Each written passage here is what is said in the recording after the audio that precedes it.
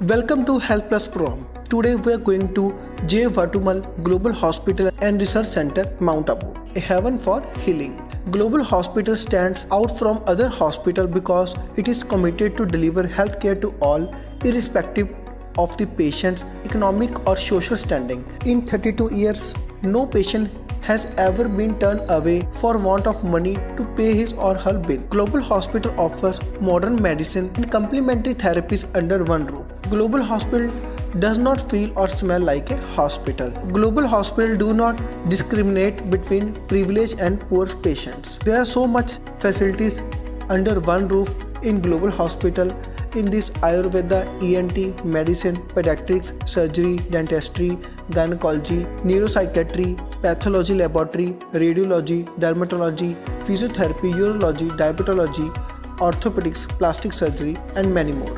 The staff of this hospital is very experienced. Our team talked to the director of this hospital, Dr. Pratap Middaji, and he told us about the detailed information about the hospital. So let's visit J. Vatumal Global Hospital Research Center, Mount Abu.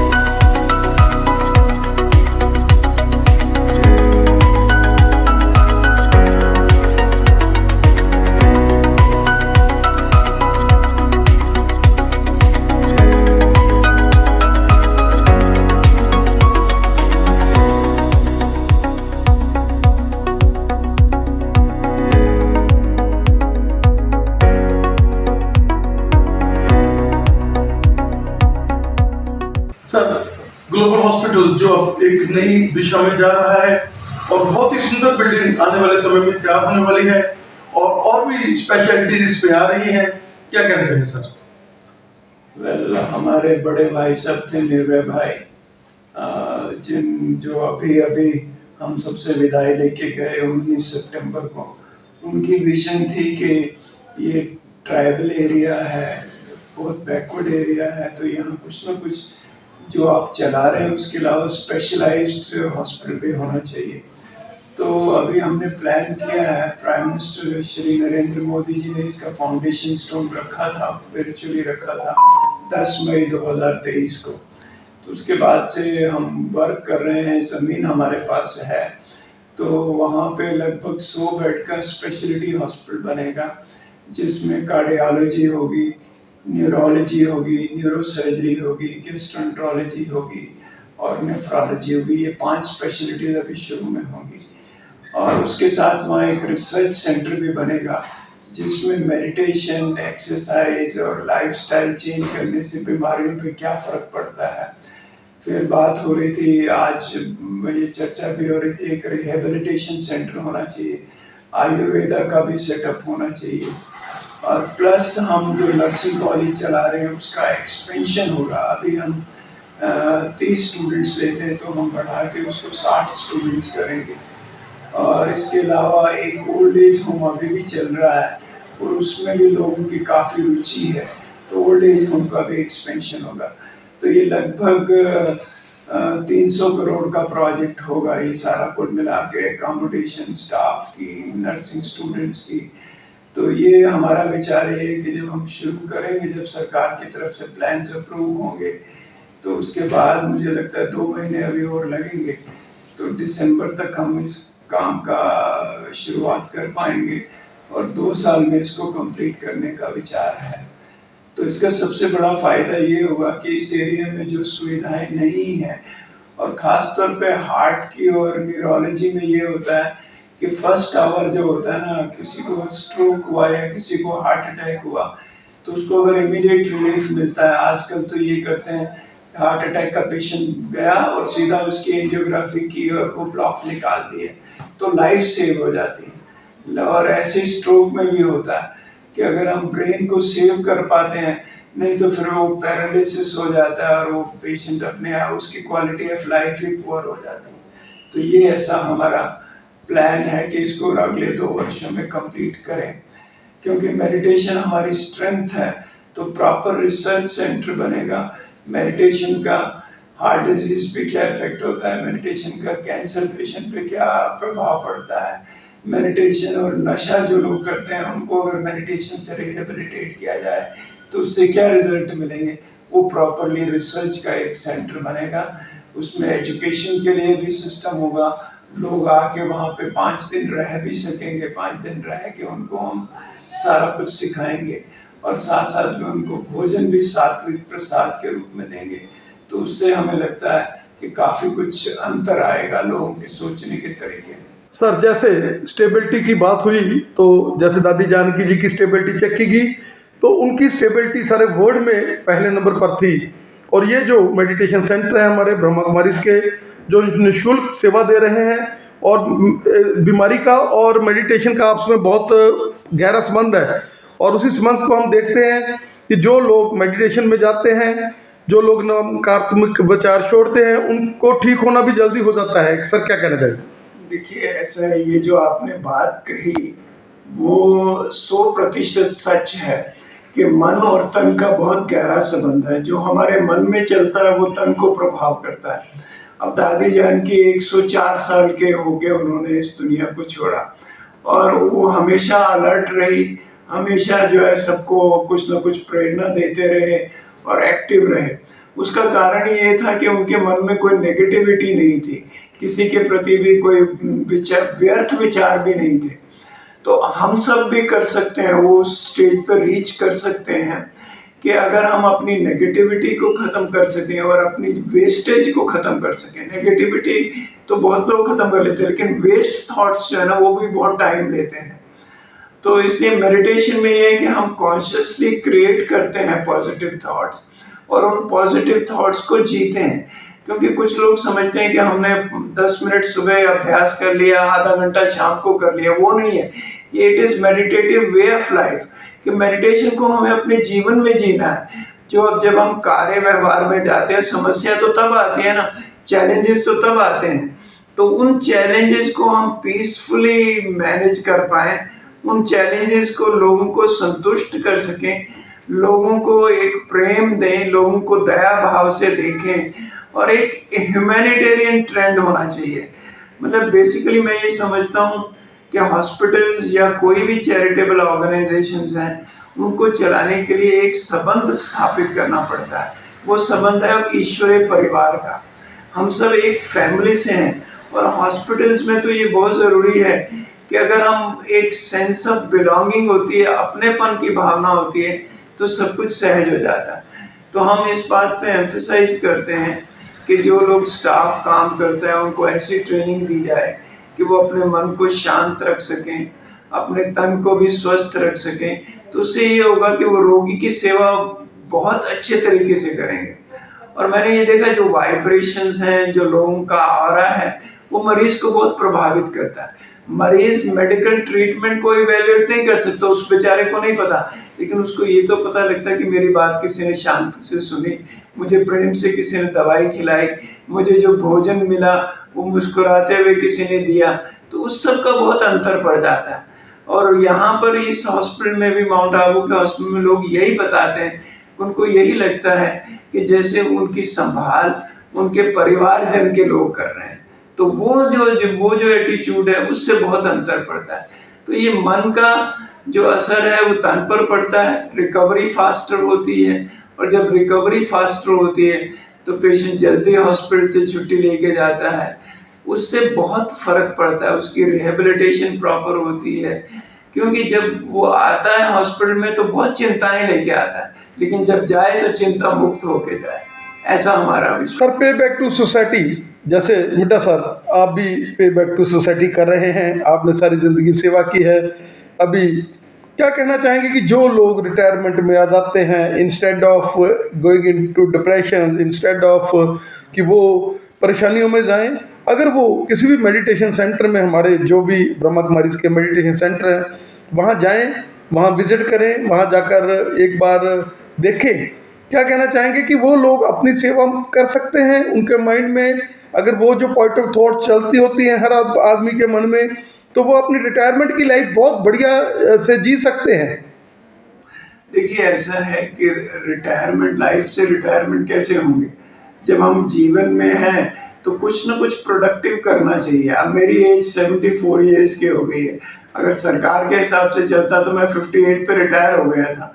लेकिन कहने का भाव ये है कि जो सेवा में आनंद है, रिटायर्ड लोग हैं उनको वॉलंटियर करना चाहिए, कभी किसी स्कूल में जाएं, किसी यूनिवर्सिटी में जाएं, किसी कोर्ट में चले जाएं। मेरे को याद है मेरे एक दोस्त थे, वो आईएएस ऑफिसर थे, वो चंडीगढ़ में मेरे पास आते थे। उन्होंने कहा कि मुझे सेवा करनी है। वो मरीज के पास जाते थे, बैठ के उसकी चिट्ठी लिखते थे, या कभी कभी मुझे आके बताते थे इस मरीज को चश्मे की ज़रूरत है, इस मरीज को ये तकलीफ हो रही है, तो इसको ये मदद करनी। तो केवल सिर्फ बात जाके सुनते थे, और सुनने से ही कितना फर्क पड़ जाता है।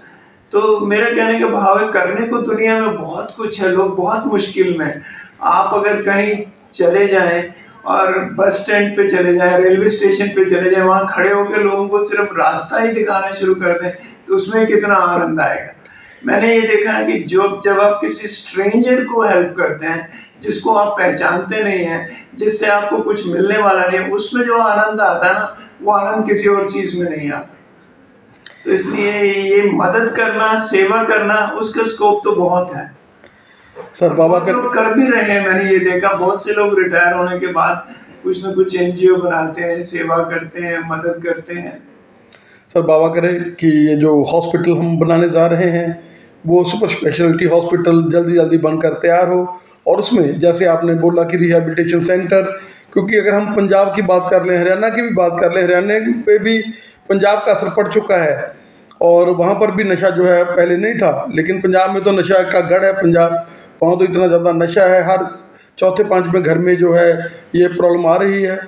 परमात्मा करे आपका यह रिहेबिलिटेशन सेंटर, जैसे आपने बताया कि हार्ट वाले मरीजों के लिए, क्योंकि वो टाइम इज़ ब्रेन, वो समय जब हार्ट अटैक होता है उसके बाद जल्दी से लेकर जाना पेशेंट्स को, जैसे आपने एंजियोग्राफी की बात कही है, और आपने जैसे न्यूरो की बात कही है कि न्यूरो वाले जो पेशेंट्स होते हैं उनको अगर जल्दी जाकर ट्रीटमेंट हो जाए तो वो कोई ना कोई लाइफ सेविंग हो सकता है। आपका सर हमें समय देने के लिए बहुत बहुत धन्यवाद। ओम शांति। स्वागत है आपका हमारे स्पेशल शो में, जो कि हम लोग ग्लोबल हॉस्पिटल में आज आए हुए हैं कवर करने के लिए। क्या कहना चाहेंगे कि हड्डियों की अगर हम बात कर लें, आज से 30 साल पहले और आज कितना फ़र्क लगा रहा है।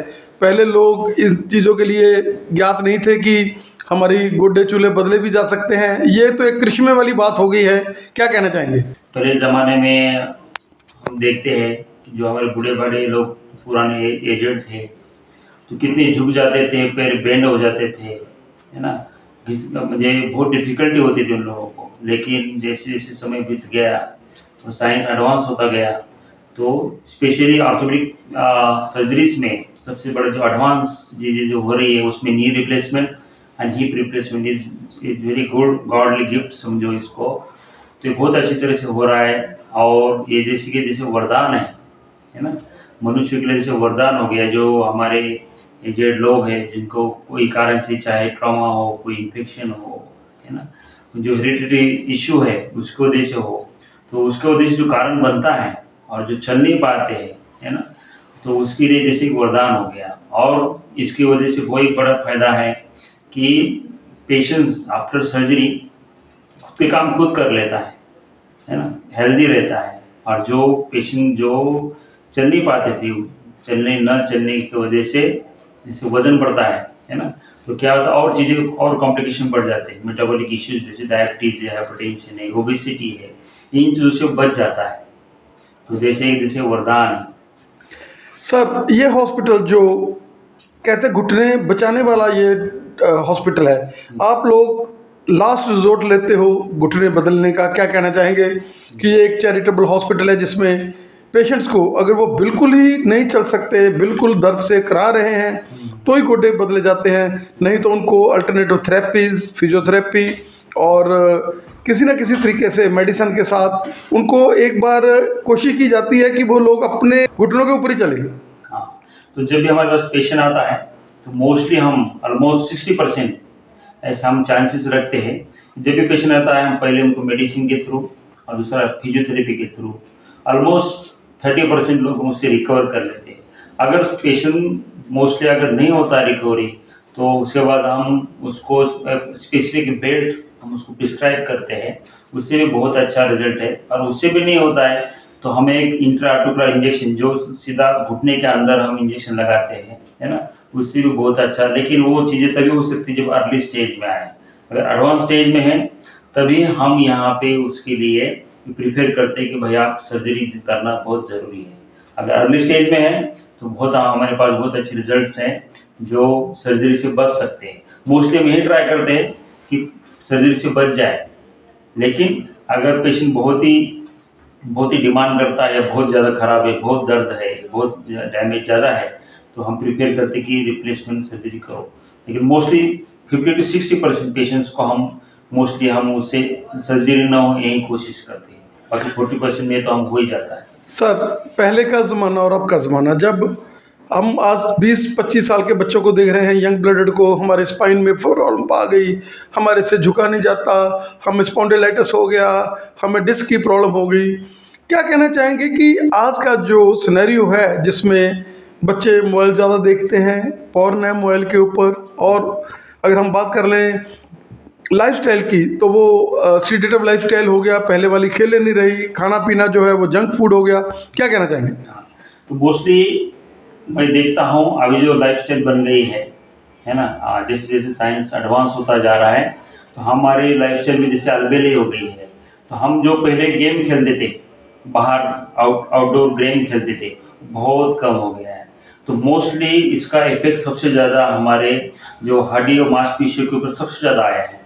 और इतना ही नहीं, जो आप देख रहे हैं, पहले हमारे घर बहुत कितने हवाशीर होते थे, धूप में होते थे, अभी फ्लैट सिस्टम हो गया है। तो जो भी हम बाहर जाके खेलते थे या बाहर आउटडोर सारे वर्क होते थे, बहुत कम हो गए हैं। मोस्टली हम एसी में रहते हैं, तो इसकी वजह से क्या हो रहा है, हमारे शरीर में जो विटामिन डी की प्रमाण है उसका बहुत डाउन हो रहा है। जितने भी हम ब्लड चेक करते हैं, विटामिन डी और B12 उसकी मात्रा बहुत बहुत कम रहती है। उससे हमारे कमर पे भी असर आता है, स्पाइन पे भी असर आता है, और घुटने में सबसे ज़्यादा आता है। तो मैं देखता हूँ विटामिन डी, B12 और कैल्शियम की मात्रा बहुत कम होती है। क्यों होती है? क्योंकि हमारा आउटडोर वर्क कम हो गया है। और दूसरी बात मैं बताता हूँ, मैं तो ये कहूँगा, जब से ज़्यादा मोबाइल आया है, स्मार्टफोन आए हैं, एंड्रॉयड फ़ोन आए हैं, तो एक सिंड्रोम तैयार हो गया। वो है जैसे हम नेक में सबसे ज़्यादा मोबाइल का यूज़ होता है ना, नेक झुक करके हम देखते हैं, तो नेक में जो पेन जिसको सर्वाइकल स्पॉन्डिलोसिस, सबसे ज़्यादा प्रमाण इसका बहुत आज रिसेंट के ज़माने में सर्वाइकल स्पॉन्डिलोसिस बढ़ गया है। उसका कारण एक ही है, वो है मोबाइल। तो मोबाइल का सबसे ज़्यादा अधिक यूज़ करने से हमारे सर्वाइकल में जो ज़्यादा पेन है उसी का मेन कारण है। और बाकी जो हमारी आउटडोर वर्क, जो हम जो सेडेंटरी लाइफस्टाइल बन गया है हमारा, तो आउटडोर जो हमारा स्पोर्ट्स से वर्क है कम होने से हमारे अंदर अनेक ओबेसिटी भी बढ़ गई है।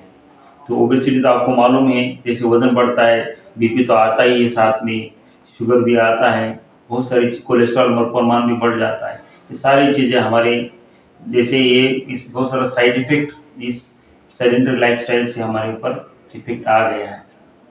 सर, बहुत बहुत धन्यवाद आपका हमें समय देने के लिए। Thank you. ओम शांति बहन जी। ओम शांति। बहन जी, आप लोग एक बहुत बढ़िया कार्य कर रहे हैं लोगों को डायबिटीज से बचाने के लिए। आपने प्रोग्राम शुरू किए हुए हैं, और डायबिटीज जो कि वे है हमारा, जब डायबिटीज हो गई तो हम ये समझ सकते हैं कि हमारा गेटवे है हमारी मृत्यु का। क्योंकि डायबिटीज के साथ अब हम लोग बाद में हार्ट की, बाद में किडनी की, बाद में डायबिटिक फुट की। क्या कहना चाहेंगे कि इस हॉस्पिटल में कोशिश की जा रही है कि आप लोगों को अवेयर किया जाए पहले ही, और प्री डायबिटिक पेशेंट्स को हम लोग डायबिटिक ना होने दें? क्या कहना चाहेंगे? जी, तो डायबिटीज़ आपने जैसे कहा एक बहुत बड़ी महामारी की तरह पूरे विश्व में फैला हुआ है, और ख़ास करके भारत देश में बहुत ही ज़्यादा है। डायबिटीज़ का अवेयरनेस प्रोग्राम्स तो हम कई तरह के से कर रहे, लेकिन एक ख़ास प्रोग्राम जो हम इस ग्लोबल हॉस्पिटल में जो कर रहे वो है डायबिटीज़ होप रिट्रीट। उसमें हम जिस पेशेंट्स को ऑलरेडी डायबिटीज़ है उनको बुलाते हैं, 4 दिन उनको हॉस्पिटल में भर्ती करते हैं और उनकी पूरी जांच करवाते हैं। जैसे कि आपने अभी कहा कि डायबिटीज़ के कारण बहुत सारे कॉम्प्लिकेशंस होते हैं, जैसे कि आँख के ऊपर, किडनी के ऊपर, पाँव के ऊपर उसका असर पड़ के वो ख़राब हो सकते हैं। तो हम जब पेशेंट्स को एडमिट करते हैं तो पहले हम जांच करते हैं कि उनका कोई कॉम्प्लिकेशंस चालू हुआ है, किस स्टेज पर है डायबिटीज़। उसके बाद हम उनको डायबिटीज़ का एजुकेशन क्लासेस, जैसे कि डायबिटीज़ के बारे में जानकारी की कुछ क्लासेस रखते हैं हर रोज़ 1-1 घंटा। फिर उसके साथ हम उनका काउंसलिंग सेशंस, क्योंकि आपको सबको पता है, क्योंकि डायबिटिक पेशेंट जब उनको पता चल जाता है कि उनको शुगर है तो उनको एक तरह की मनोबल टूट जाता है कि हमें ये नहीं खाना है, वो नहीं खाना है, हमें खाने का मन है, और बहुत सारे तनाव, चाहे वो अपने कामकाज में हो या परिवार में हो। तो इसीलिए हम उनका काउंसलिंग सेशंस भी करवाते हैं ताकि वो तनाव कम हो जाए। और कुछ हम फन एक्टिविटीज़ भी करते हैं, जैसे कि खेल में उनको सीख मिले, इस तरह के कुछ एक्टिविटीज़ भी करवाते हैं। और एवरीडे सुबह उनको 1 घंटा एक्सरसाइज भी सिखाते हैं। तो इस प्रकार के कई प्रकार के प्रोग्राम्स हम इन 4 दिन के डायबिटीज़ कैंप में रखते हैं। और उसमें बहुत सारे पेशेंट्स ने अपने खुद का अनुभव सुनाया है कि उनको अपने खुद की बीमारी, जिनको 20 साल 30 साल से है शुगर, लेकिन उनको जो अवगाहन होना चाहिए डायबिटीज़ के बारे में वो किसी ने अभी तक बताया नहीं। और इस कैंप के द्वारा उनको बहुत कुछ समझ में आने लगा, और कैसे उनको शुगर कंट्रोल में रखना है, क्या खाना है, कैसे एक्सरसाइज करना है, वो सब इस प्रोग्राम में उनको समझ में आ जाता है। ऐसा क्या कहना चाहेंगे कि डायबिटीज़ वाले पेशेंट्स को बिल्कुल घबराने की ज़रूरत नहीं है? ये डायबिटीज़ कोई इतनी ज़्यादा खतरनाक बीमारी नहीं है, ये रिवर्स भी हो सकती है, इसमें कोई प्रॉब्लम नहीं है। अगर आदमी अपना लाइफस्टाइल चेंज करता है, अगर खुश रहता है, टेंशन नहीं लेता, और ये नहीं सोचता कि अब मेरे को डायबिटीज़ होगा, हर बंदे को बोलकर मेरे को तो शुगर है, मेरे को तो डायबिटीज़ है, यहाँ जाता है कहते हैं कि नमक वाली चीज़ें खाता रहे और तेल तूल खाकर फिर वो डायबिटीज़ को और बढ़ा ले। क्या कहना चाहेंगे कि डायबिटीज़ अगर होगी तो आपको बिल्कुल नॉर्मल अपना लाइफस्टाइल चेंज करके, सैर करके, और आपको खुश रहकर, और इसकी टेंशन ही नहीं लेनी डायबिटीज़ की? जी, ये बिल्कुल सही बात कहा आपने। डायबिटीज़ कोई ऐसी डरने वाली बीमारी नहीं है, वो इसीलिए हम ना डायबिटीज़ को डिजीज़ नहीं बोलते, डिसऑर्डर बोलते हैं। मतलब जो हमारा एक ऑर्डर है, एक सिस्टम है, जब वो बिगड़ जाता है तभी डायबिटीज़ निकलता है। हाँ, जब हमारा जीवन शैली हम ठीक कर लेंगे, उसको ऑर्डर में लेके आएंगे, तो डायबिटीज़ ऑटोमेटिकली कंट्रोल रहता है। और मैंने कई पेशेंट्स में भी देखा है जिनको जस्ट स्टार्टिंग स्टेज में है, वो पूरा रिवर्स भी हो गया है, मतलब उनका डायबिटीज़ ख़त्म भी हो गया है। ऐसे भी पेशेंट्स हैं हमारे पास। अगर जिनको लंबे समय से शुगर है, अनकंट्रोल्ड है, वो लोग कंट्रोल भी कर चुके हैं। तो ये सब आपके खान पान, एक्सरसाइज, तनाव मुक्त जीवन का ज़्यादा रोल प्ले करता है, और दवाइयाँ कुछ हद तक आपका हेल्प करता है। आपका जीवन शैली के ऊपर ही पूरा आधारित है ट्रीटमेंट। थैंक यू डॉक्टर साहब। Thank you.